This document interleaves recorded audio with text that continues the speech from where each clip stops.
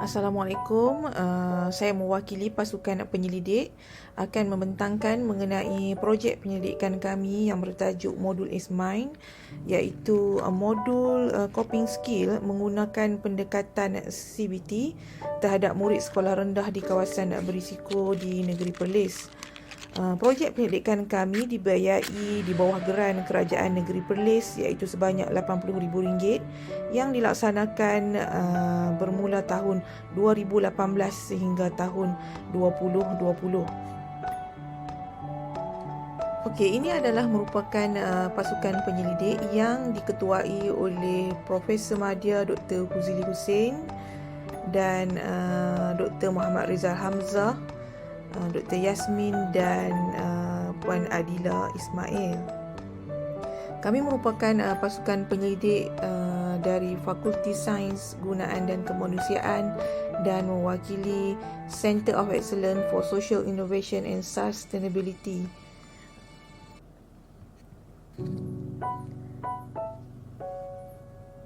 Modul yang kami bangunkan menggunakan model terapi tingkah laku kognitif CBT sebagai kerangka utama dengan memfokuskan kepada penstrukturan pemikiran terhadap 4 pemboleh ubah utama iaitu lokus kawalan, esteemkan diri, resilient dan keagamaan.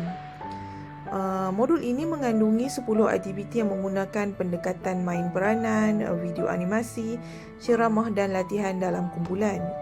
Golongan sasaran yang terlibat dalam pendidikan kami terdiri daripada murid-murid sekolah rendah yang berisiko berdasarkan senarai nama yang diberikan oleh pihak Jabatan Pendidikan Negeri Perlis.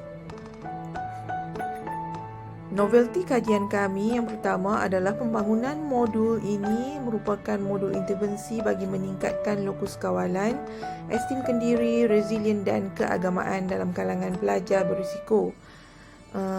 Modul ini diiktiraf oleh Jabatan Pendidikan Negeri Perlis dan Agensi Anti Dadah Kebangsaan Negeri Perlis. Modul ini merupakan modul yang mudah diaplikasikan oleh kaunselor di sekolah-sekolah yang terlibat. Modul ini merupakan modul yang fleksibel, boleh diadaptasi mengikut kesesuaian sampel kajian. Dan modul ini mempunyai potensi untuk penggunaan di seluruh Malaysia. Okey, ini adalah pelaksanaan aktiviti penyelidikan.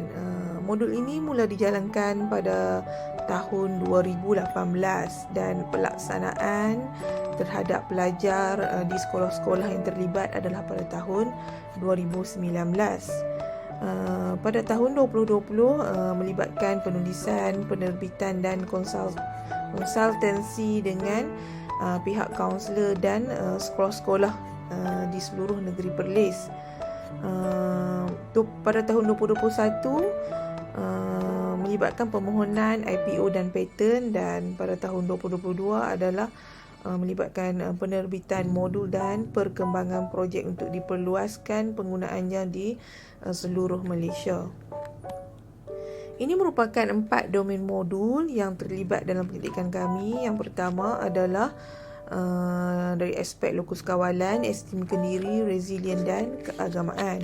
Modul kami terbahagi kepada 3 iaitu modul pertama, modul kedua dan modul ketiga melibatkan aspek emosi, tingkah laku dan kognitif berasaskan kepada kognitif behavioral terapi. Okey, berikut adalah proses-proses pelaksanaan modul sepanjang kami menjalankan projek penyelidikan ini.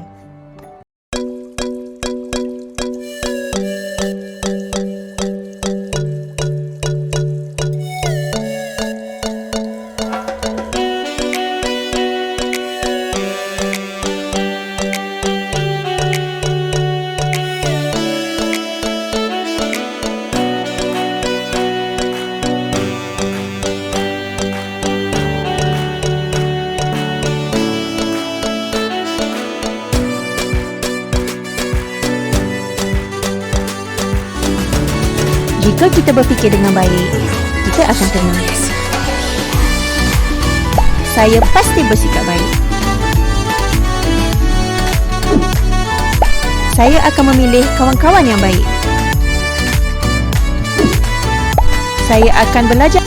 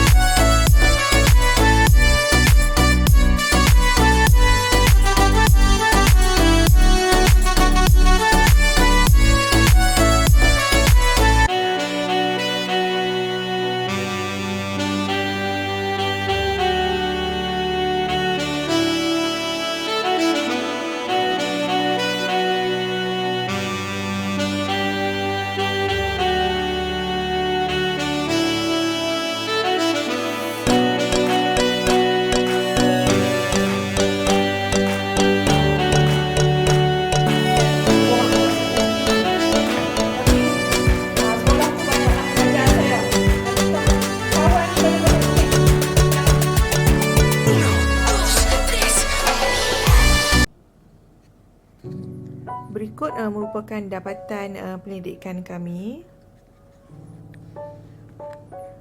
Okey, jika kita lihat di sini, ini merupakan taburan responden berdasarkan sekolah mengikut peratus. Seramai 230 orang murid terlibat dalam penyelidikan ini dari Sekolah Kebangsaan Arau, Sekolah Kebangsaan Padang Besar Utara, Sekolah Kebangsaan Felda Rimba Emas, Sekolah Kebangsaan Abi, Sekolah Kebangsaan Bukit Keteri, Sekolah Kebangsaan Kuala Perlis, Sekolah Kebangsaan Sanglang, Sekolah Kebangsaan Seberang Ramai dan Sekolah Kebangsaan Cuping.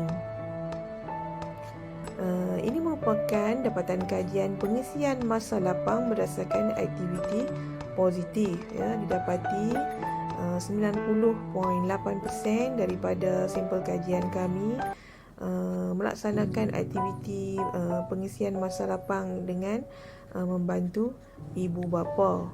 Diikuti dengan 74.2% membaca buku, 62% mengunjungi rumah ibadat dan 42.4% bermain bola sepak.